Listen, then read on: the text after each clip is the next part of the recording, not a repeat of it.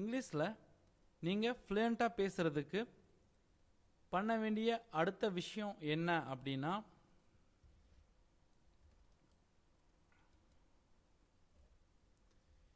நீங்கள் கற்றுக்கிற இந்த ஸ்டேஜில்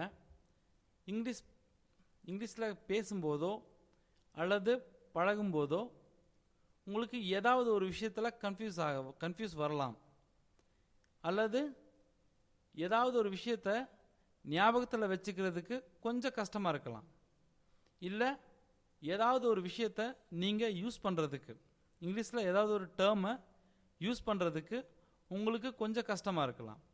அப்படி கஷ்டமாக இருந்ததுன்னா அதை அப்போதைக்கு விட்டுருங்க. அதுலேயே நீங்கள் ரொம்ப டைம் ஸ்பெண்ட் பண்ணாதீங்க. அப்படி பண்ணும்போது உங்களுக்கு கன்ஃபியூஷனும் அதிகமாகும். ப்ளஸ் இன்னொரு விஷயம் என்ன அப்படின்னா, உங்களுக்கு இங்கிலீஷ் மேலே வெறுப்பும் அதிகமாகும்.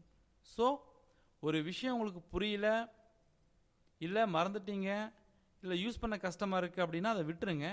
நீங்கள் மற்ற விஷயங்களை பழக இது ஆட்டோமேட்டிக்காக உங்களுக்கு கரெக்ட் ஆயிரும்.